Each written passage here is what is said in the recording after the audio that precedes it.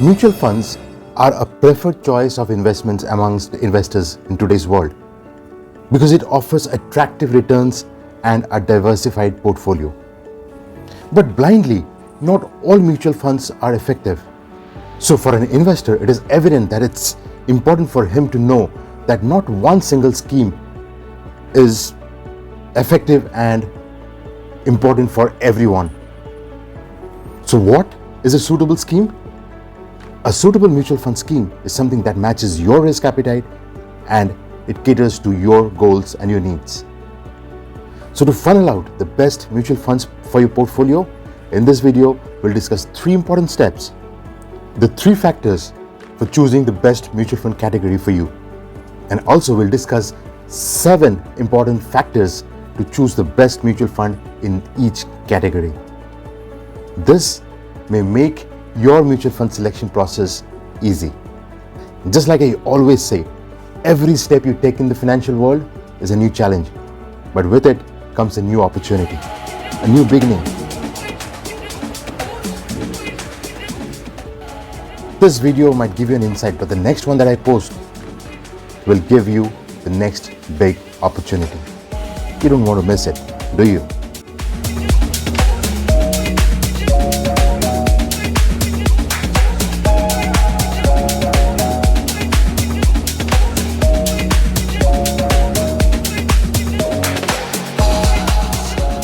So first, let's get into choosing the mutual fund category. But before I begin, this is a disclaimer. Anything I say here, any fund name that I take here is not a recommendation from me. It is not a recommendation. I am not promoting or recommending any of the schemes that I show in this video. The first important factor would be your investment objective. The financial goal which you wish to accomplish with that mutual fund investment. It can be anything. It can be a short-term goal. It can be a long-term goal like buying a house, buying a car, whatever it is. Financing your children's education, or maybe a trip abroad, or maybe the most important thing, your retirement. Basically, पैसे से क्या करने वाले हो भाई और कब करने वाले हो? That is your objective. The second factor is the time horizon. कब करने वाले हो? So that defines for how long you would stay invested in a mutual fund, for what period of time your money will be there in the market. That will determine how much your money is going to be compounded every year. It can be as short as maybe a couple of days to maybe 20, 30, 35, 40 years or even beyond that.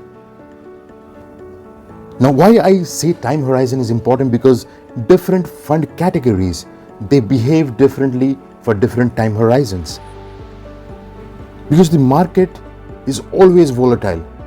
If you take small chunks, you will find the market is really, really risky.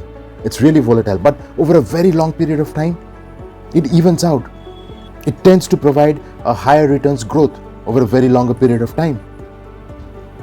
Look at this table. You see here for a time horizon of 1 to 3 months, the best possible fund would be liquid funds. For 3 to 1 year, you can invest in ultra short duration funds. For 1 to 3 years, you can go with the short duration funds. For 3 to 5 years, you can choose the hybrid or the balanced funds.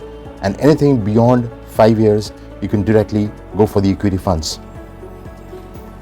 So the time horizon tells you the type of fund or the category of fund which you should be choosing for your investments. Not everything can go into equity funds. No. And the third factor is your risk tolerance. SEBI in around 2015 has made it mandatory for all mutual funds to display a riskometer in their fund performances. It consists of 5 levels of risk associated with your invested principal amount: low, moderately low, moderate, moderately high, and high risk. Now look at this table. This table gives you the fund categories that are most suitable to different risk levels and the time horizon. You see here, for a short duration up to 3 years, you can go with liquid funds, ultra short-term funds. These are very low risk funds, whereas the short duration funds have a medium risk, whereas the arbitrage funds have high risk, even for the short term. And for the medium duration, for 3 to 5 years, you can see the short duration funds have low risk, the balanced or the advantage funds have the medium risk, and the equity hybrid funds have a high risk. And for long duration, for funds above 5 years, large cap funds have the lowest risk, we all know this. Multi-cap funds or the mid-cap funds have medium risk, or rather the multi-cap funds have medium risk, and the small and mid-cap funds have the high risk.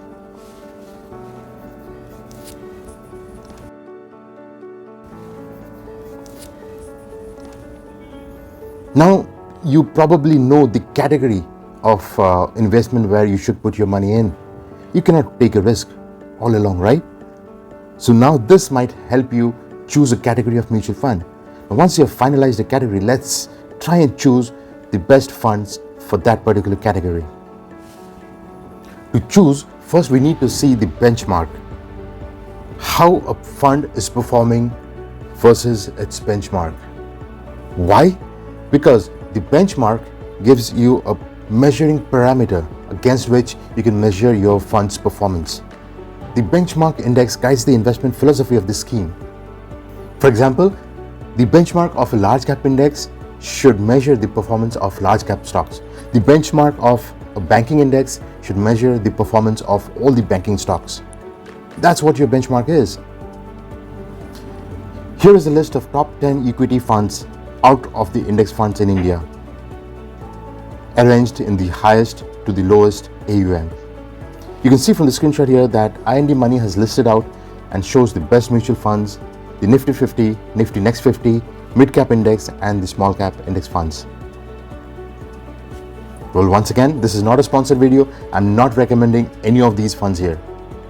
They're just an example so you can get the benchmark funds and you can track your personal fund's performance against these benchmark indexes and decide the best one for yourself.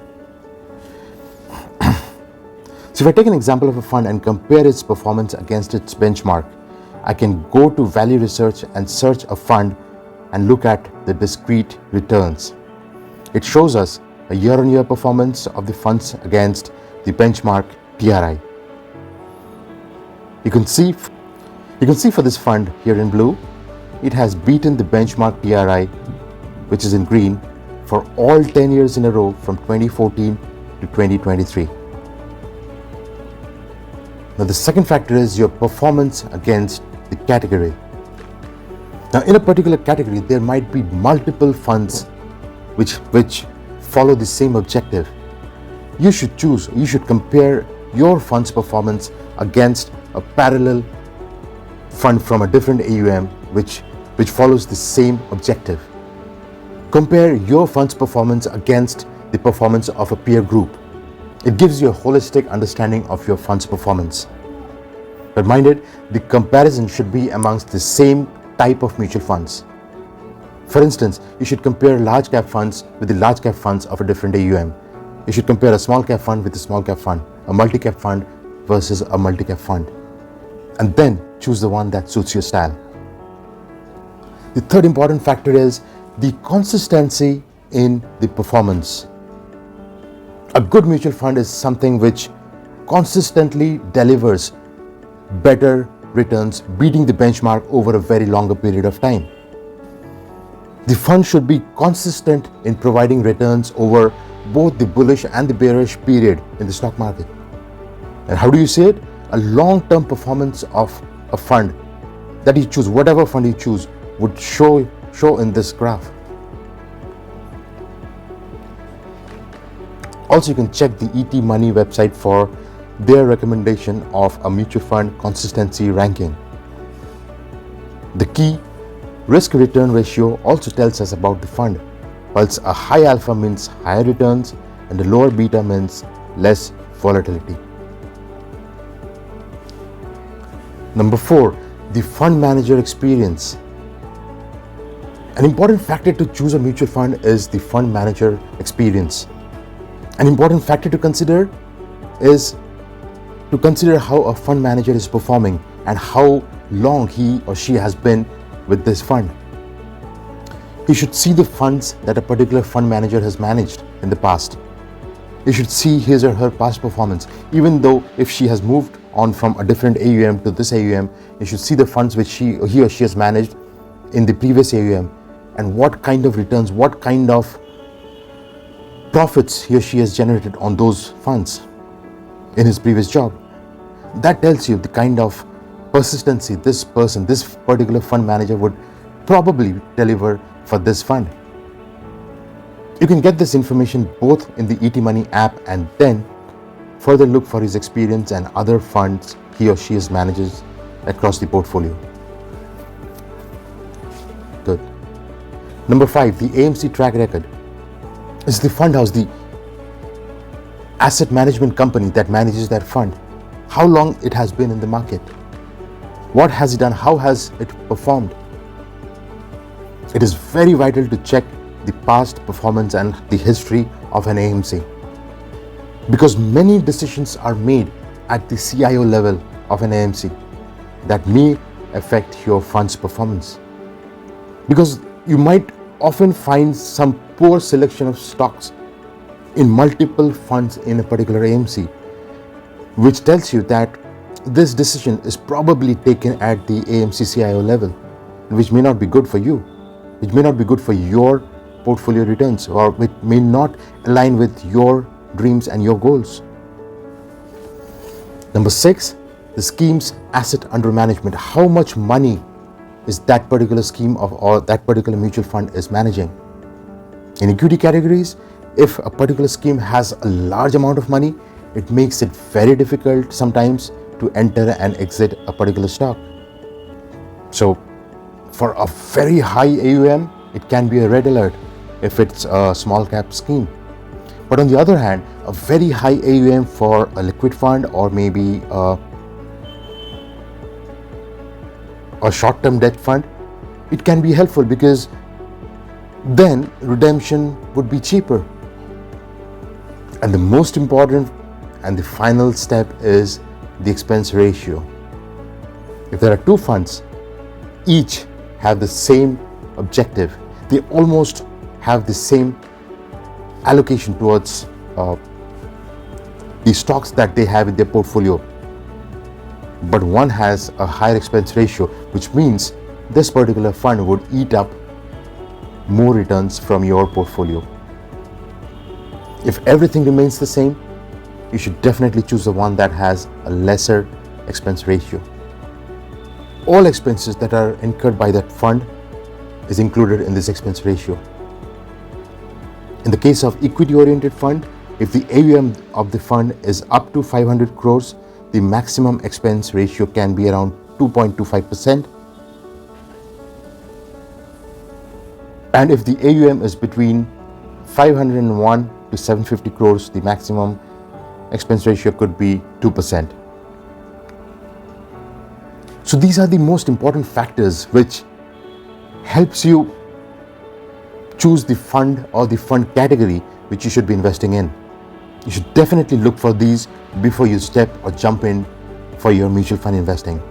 So this video and these videos here listed in this playlist are very important for you even before you start your investing journey.